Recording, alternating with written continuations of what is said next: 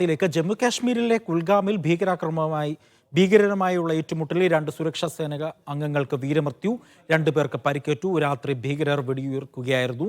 അഖിൽ മേഖലയിൽ 8 ദിവസമായി ഏറ്റുമുട്ടൽ തുടരുകയാണ്.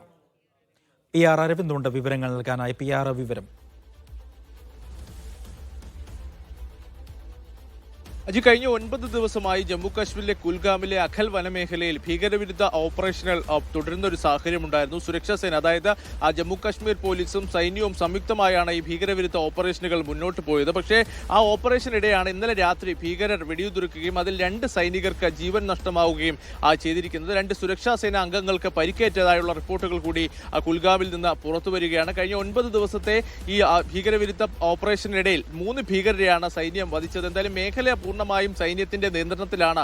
ഇനിയും ഭീകരർ ഈ മേഖലയിൽ ഒളിച്ചിരിക്കുന്നു എന്ന വിവരം തന്നെയാണ് സൈന്യത്തിന് ലഭിച്ചിട്ടുള്ളത്. അതിന്റെ അടിസ്ഥാനത്തിൽ കൂടുതൽ പരിശോധനകൾ ഈ മേഖലയിൽ തുടരുകയാണ്. നമുക്കറിയാം, ഓപ്പറേഷൻ സിന്ദൂറും പഹൽഗാം ഭീകരാക്രമണം അടക്കത്തിന് ശേഷം വലിയ രീതിയിലുള്ള സുരക്ഷാ ക്രമീകരണങ്ങളായിരുന്നു ജമ്മു കാശ്മീരിലെ വിവിധ ഇടങ്ങളിൽ നടത്തിയിരുന്നത്. പല വനമേഖലയിലടക്കം ശക്തമായ പരിശോധന തുടരുന്നൊരു സാഹചര്യമുണ്ട്. ഇതിന്റെ ഭാഗമായ ഭീകരവിരുദ്ധ ഓപ്പറേഷനാണ് അഖൽ മേഖലയിലടക്കം കഴിഞ്ഞ 9 ദിവസമായി നടന്നു വരുന്നത്. 3 ഭീകരരെ ഇതിനോടകം തന്നെ വധിച്ചിരുന്നു. പക്ഷേ കഴിഞ്ഞ ദിവസം രാത്രിയാണ് ഭീകരമായുള്ള ഒരു ഏറ്റുമുട്ടലിൽ 2 സുരക്ഷാ സേനാ അംഗങ്ങൾക്ക് ജീവൻ നഷ്ടമായത്. ഇതിന് തക്കതായ തിരിച്ചടി നൽകുമെന്ന് തന്നെ സൈന്യം വ്യക്തമാക്കിയിട്ടുണ്ട്.